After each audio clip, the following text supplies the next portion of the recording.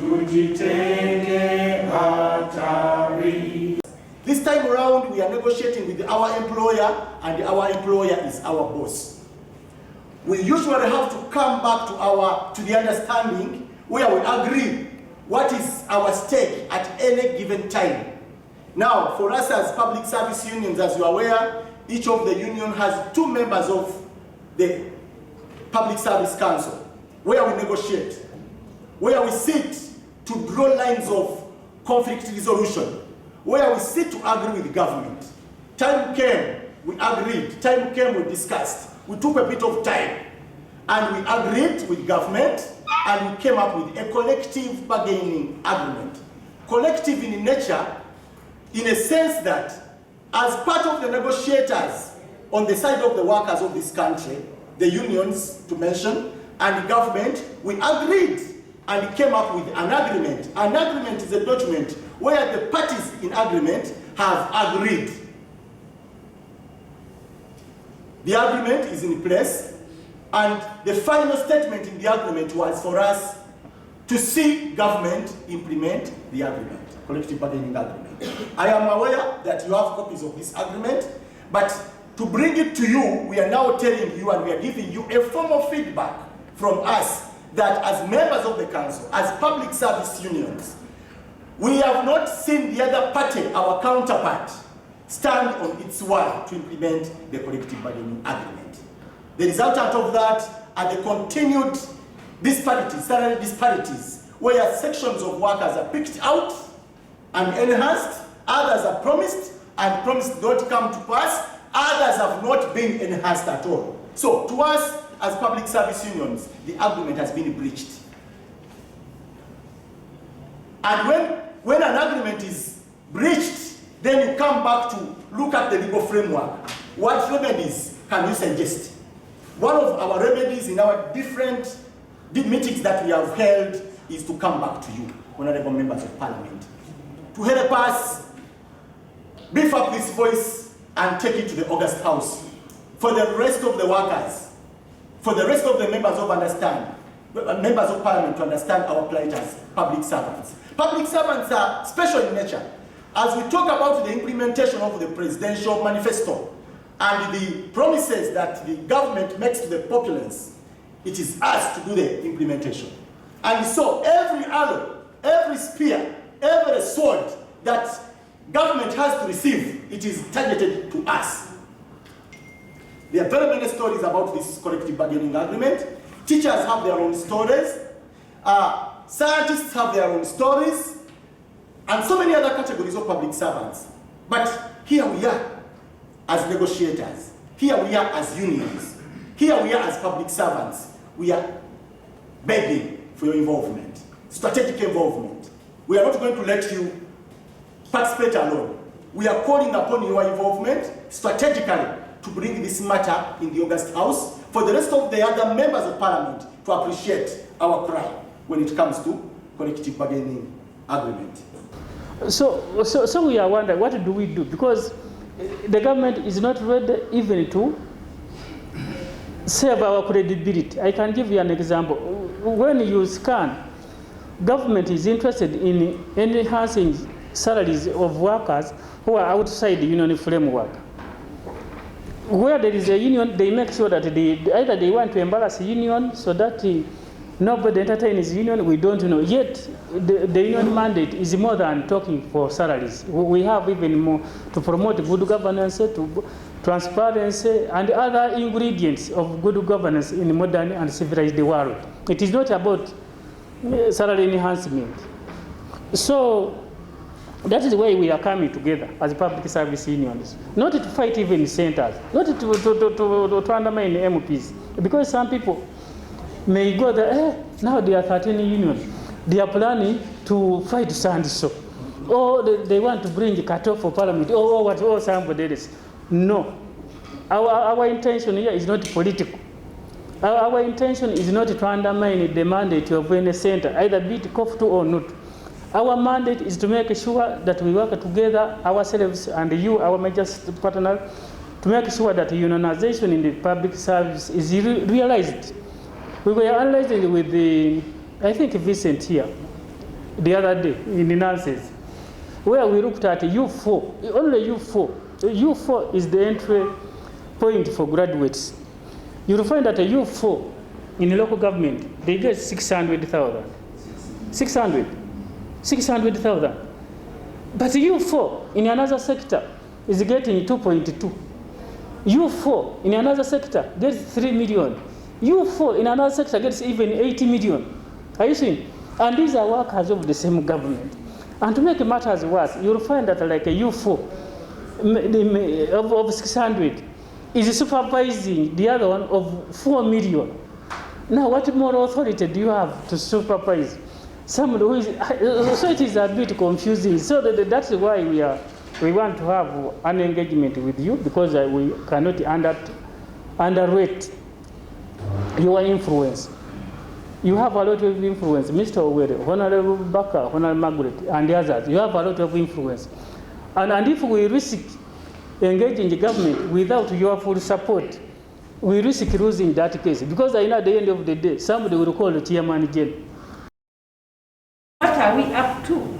That is why the public service unions decided to sit together after seeing what is taking place and how this CBA has been implemented in a manner, an unfair manner, and we decided that we should come together and solve these problems with you, members of parliament, and our senators. So other people also are equally concerned, and they are saying they are coming on board to strike. So as trade unions, we looked, as public service unions, we saw that the CBA will be a solution. Because once it is implemented, even those other people like the laboratory, people who are already saying that we are now on board to strike, maybe the solution will be gotten. So today we are here to present this to the members of parliament and to our senators that we are not comfortable with these strikes. We are not recognized by government because we are seeing government is just picking a few people to discuss with, and the cabinet sit and decide that now these people will be given the salary, and they are picking the figures from the CBA. So why can't they actually implement this CBA, since it was already implemented in 2018 and they only had to look at one phase? So our members of parliament, those are some of the grievances we've been discussing about, and today we are here for solutions. Thank you for listening. But there must be justification for any salary to be paid. If you say you are paying 300,000, what is the justification for the 300,000? If you say you won, what makes you to put someone in you won? For what justification? And why should we have you won with different figures? What does you stand for? Is it Uganda? And if it is Uganda, how many Ugandas do we have? So there must be a body that is responsible to look through the public service salaries and remove the ambiguities and anomalies and advise government on what it should do. So government, true, will put in place this body, but this body should be a body of experts who have the knowledge on public service running. And therefore, when they come up, they should even benchmark and see how do others do it. Then for us, it is to represent our members. We shall say 10 million. But they will come on the table and say, no, these cannot get 10 million because the work they do does not go to this extent. So we can put them at this level. The first is that I want to show you the strength of this union. We have our 5 members of parliament. Those are very strong people. Very, very strong people. And I want you to clap for them, because There's no bill in this country which has been thrown out and it came at a speed like NSSF came, because we have very strong members of parliament. And I want you to clap for them again. That is the strength we have. We have two centers.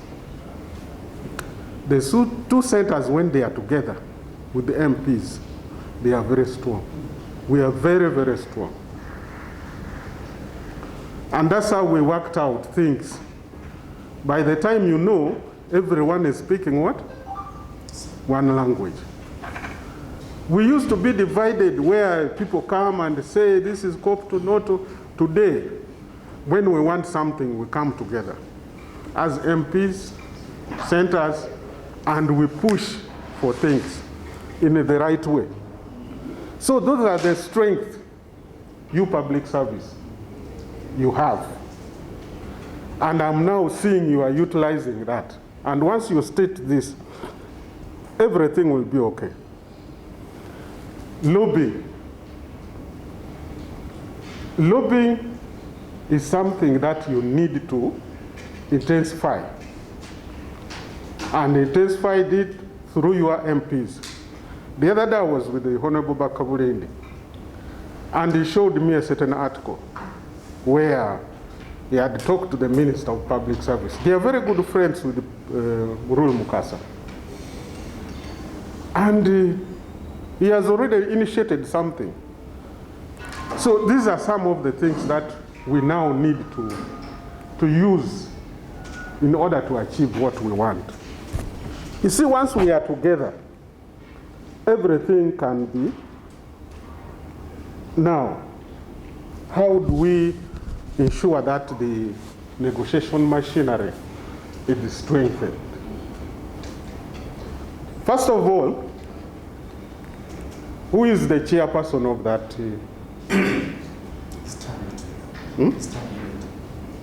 His term ended.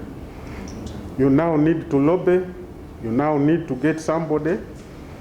Use us, use the MPs. We identify somebody who will be in that place and will work with you to do something that will help the workers.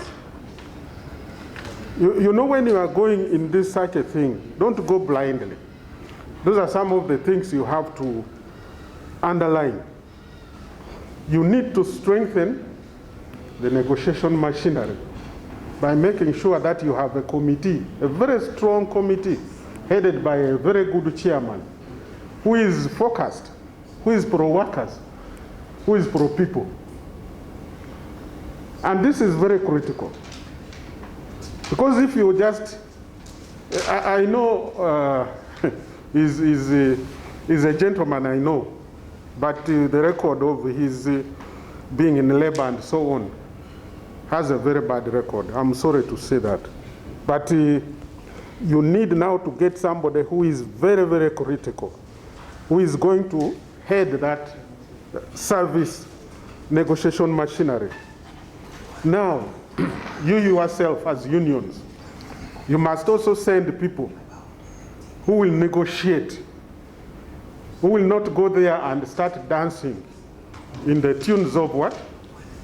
Of the public service. Now, how are you positioning yourself as government workers? That is very critical. How do you position yourself as government workers? For me, when I was working with the Civil Aviation Authority, I positioned myself in a way that I was very strong in advocating for workers, and people knew that. And that one is very critical, so that you have respect. When you talk, somebody respects you, respects your word, and you mean what you say. Those are some of the things that you must underline.